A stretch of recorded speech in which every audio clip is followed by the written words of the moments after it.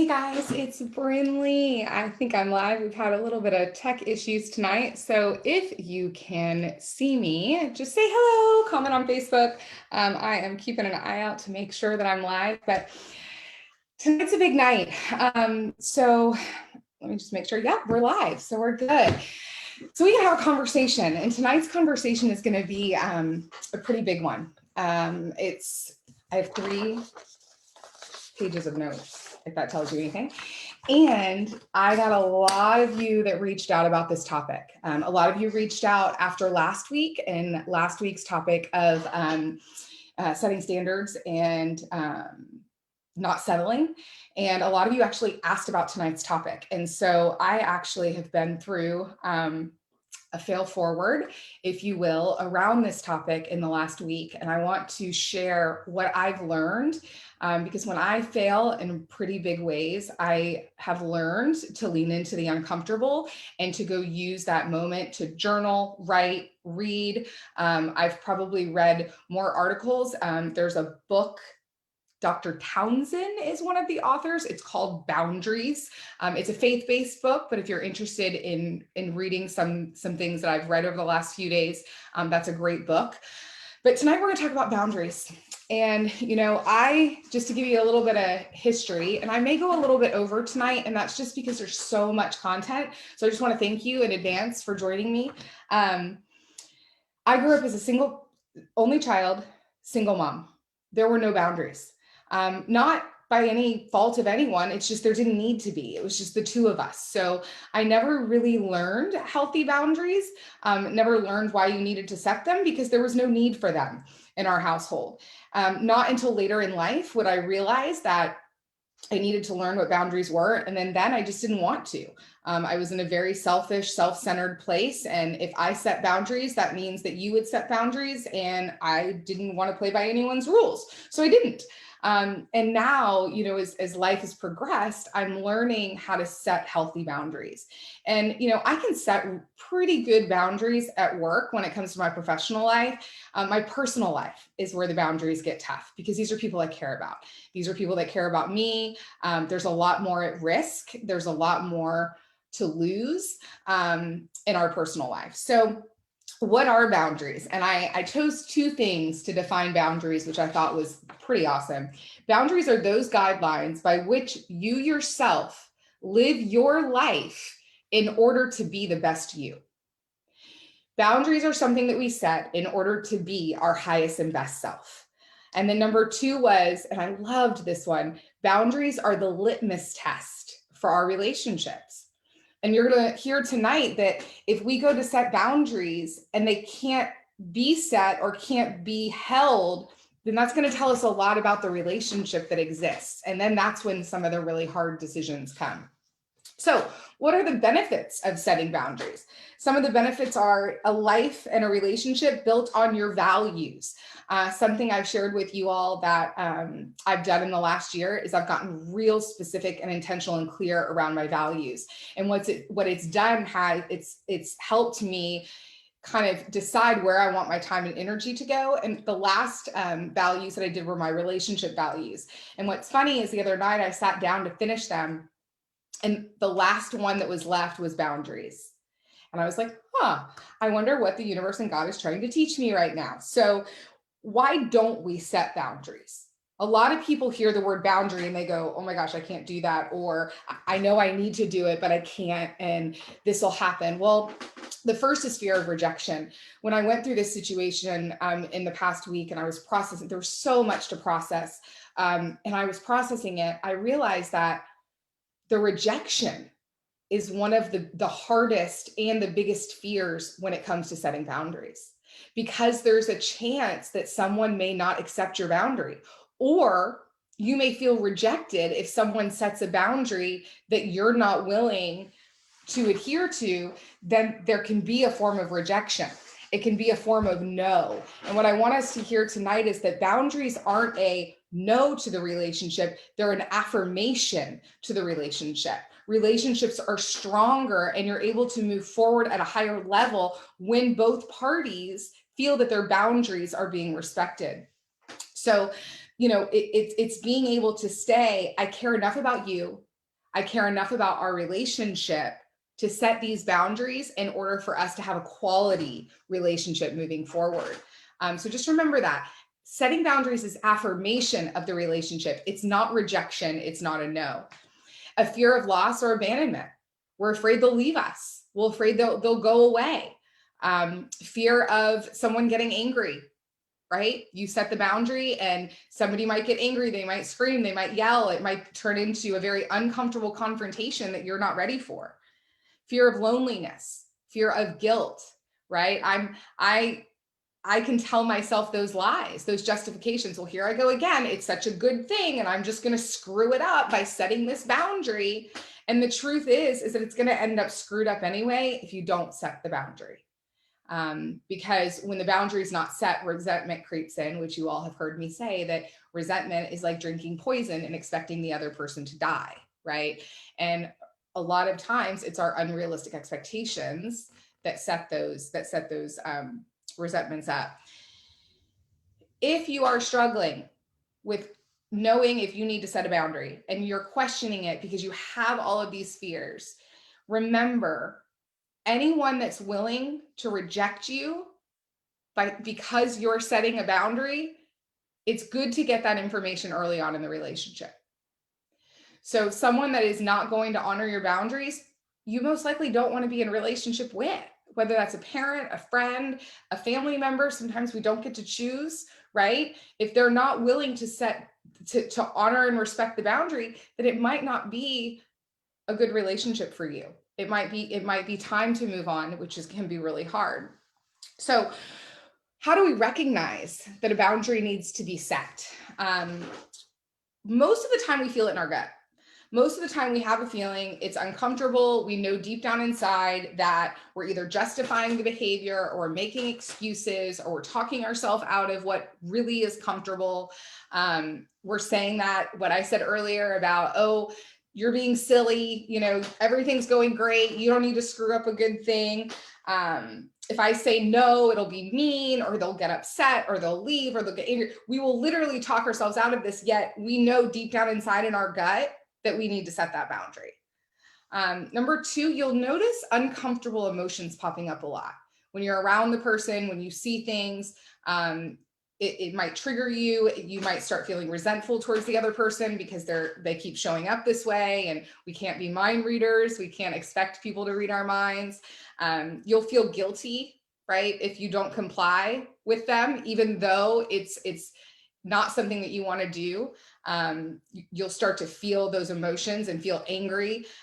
You'll start to feel imposed upon, and you'll feel taken advantage of, honestly, because it's infringing on a boundary that you haven't set yet. So you're still going to get the emotional backlash from that, and you'll start to feel violated or possibly angry. And I'm going to talk a little bit about anger here in a little bit, because our fight or flight comes in a lot of these situations. So the relationship, lastly, how do you know you need to set a boundary, is the relationship will feel unbalanced. So if you feel like you're giving disproportionately to what the other person is giving, you might be struggling with some inappropriate boundaries. The relationship can start to feel one-sided. And that's when you might need to do some soul searching and some writing and figure out why it feels that way. Where do you think that you're compromising where you don't want to? And what's true to your values? So now let's talk about setting the boundary. A couple things to remember when you're setting a boundary. Number one, make sure the boundary is worth setting. I wish I would have thought through this a little bit more before I set my boundary. I probably set one of the biggest boundaries that I've ever set here recently, and I failed miserably. And not only did it hurt me, it hurt the people involved. And I have to learn from that mistake. And one thing that I learned is there's always the law of cause and effect. So there's always got to be a law of cause and effect. So we have to be true to ourselves, yet also be ready and willing to deal with the consequence that can come. So make sure that the boundary is worth setting. I failed miserably at this one too. Come from a place of love and congruence. So come from curiosity. Asserting yourself, I loved this, and I've got to read this to you guys. Asserting yourself when all that is required is kindness and compassion is not assertiveness at all. It is selfishness. When you're opening a boundaries conversation, it's good to say something like, I care so much about this relationship that I want us to work through this. Not, don't make the same mistake that I did. This is what it needs to be. This is where it needs to be, or I'm out. That's an ultimatum. That's not setting a boundary. Now, sometimes that ultimatum will have to come if they're not honoring your boundaries, yet it should never be a power struggle. And I'm going to talk about that here in a minute. It should always be from a place of love and curiosity, which means framing the conversation in a positive light. It's important to make sure that the person you're talking to understands that you're establishing a boundary in order for the relationship to move forward. If it's coming from love and kindness, if it's coming from positive light, it's going to be much more well received in the same fashion. Remember to speak clearly. A lot of us, I wish I would have written it down. I wish I would have written my main points down, because what happens is, and Susan Scott teaches us this in Fierce Conversations, is that you'll set up a whole conversation and you'll create the whole script. But guess what? You get to the conversation and no one follows the script. And then you're lost. And then emotions start taking over because you care, and they get angry, you get angry. All of this chaos starts to ensue, and you don't get to really say what you want to say. And the next thing you know, the conversation is on a whole nother level. Watch your attitude. Many of us fail to successfully assert boundaries because our emotions get in the way. Massive failure here, massive. And I'm gonna share with you in a minute what to do when someone doesn't receive your boundary well. Yet keeping our emotions in check when we do this is really important. Making sure that if there was anger involved in setting the boundary, if there was frustration, if there was any type of negative emotion, that you clear that before you go into the boundaries conversation. Check in with yourself regularly. It's important for you to understand that your boundaries are yours. You own them. They don't own you. You can change your mind. Things can change. If you were to go to someone and set limits or set a boundary and they respond maturely and lovingly, you might renegotiate the boundary. You all might find a win-win. So don't feel that if you change a boundary or you adjust it based on the way that it's being received, that you're settling. You're not. As long as it's still a win-win and you feel that you're being loved and respected. So now I want to go into two things next. I want to go into when people don't respond well to you setting your boundaries. And then I want to end on a positive note of how you should be when you respond to someone setting their boundaries. So number one is those people in our lives who can respect our boundaries will love our will, our opinion, and our boundaries. Those who can't respect our boundaries are telling us that they don't love our no. They can't respect our boundaries. They only love our yes. They only love when we're compliant. So I really want you guys to remember that. If someone sees your worth and sees your self-worth, they will honor your boundary. And if they don't, then they're saying no to you, and they're saying no to the boundary, which means that they're saying no to the relationship. When you set a boundary, people who care about you will either adapt and try to change how they treat you, or a lot of times they will just leave when they cannot get what they want out of you. And I want to go back to what I said in the beginning. That's when you really have to ask yourself, is this a healthy relationship? Is this someone that I want in my life pouring into me? Is this somewhere that I want to continue to put my energy?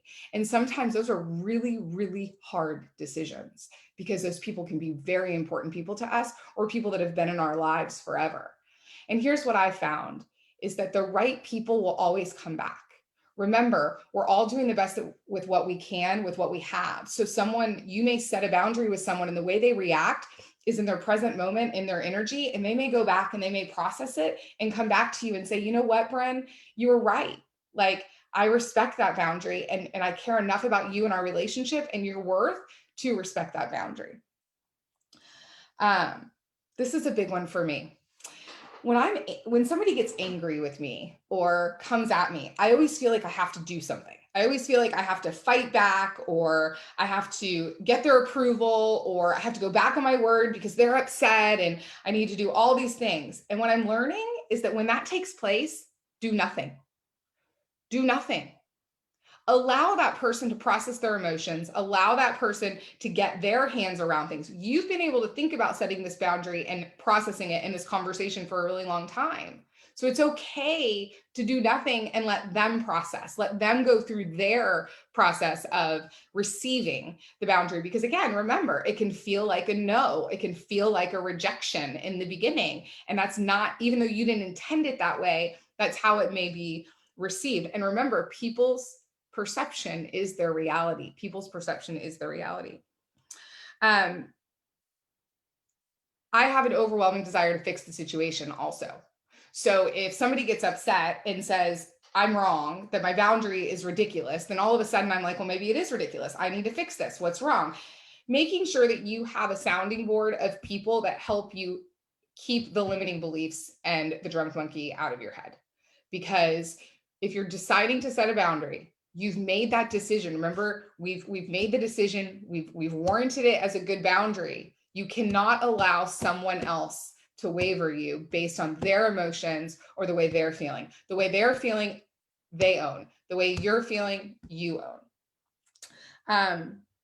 Also make sure, and I just said this, that make sure you aren't going overboard with your boundaries. This is something too, like we can start setting boundaries and we start setting boundaries everywhere. You get a boundary, right? Everybody gets a boundary. But it's important to take regular time for introspection to make sure that it's a healthy, balanced relationship, that you're not putting these ultimatums and all these boundaries on someone. When someone responds by turning the boundary setting attempt into a power game, that's when you may have to choose the ultimatum. This is not supposed to be a power struggle. Setting boundaries is not supposed to be an us versus them. It's supposed to be a loving conversation around two people finding a win-win to protect the relationship and move forward. And just remember, 99.9% of the time, if not 100, the way someone else shows up or the way someone else feels has nothing to do with you. It has nothing to do with you. And I just want to say it again, this isn't about power. And sometimes it can feel like a power struggle because there's rejection involved, because emotions are involved, because feelings are involved, because loss is involved. So lastly, I want to go into when you are receiving a boundary, how should you show up? And this is something, we've gone through. I've made massive mistakes in setting my boundaries, not being clear, not warranting them, all of that. But what I also want to learn is how to accept others' boundaries. And that's something that I've learned through this as well. And so number one, always assume good intent. Always assume that they're coming from a loving place and that this is hard for them. Number two, if someone tells you that you're crossing their boundaries, it's up to you to listen. It's up to you to hear them out, know their feelings are valid, and then make sure that you're acting on solid emotions and that you're not acting or saying anything out of your feelings being hurt. Because at that moment, it might be time to do nothing. If you feel like the rejection stings, if you feel like it is rejection, if you feel like you're being told no, if it doesn't feel good, then just do nothing. Say, I need some time to process this. Can I come back to it? And can we have a conversation? We have to control our emotions and pause and think through it. Don't ever turn it into a me versus you.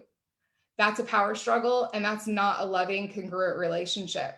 Remember, it's not about no, it's an affirmation of the relationship. When someone sets a boundary, it's because they care. Otherwise, they just walk away.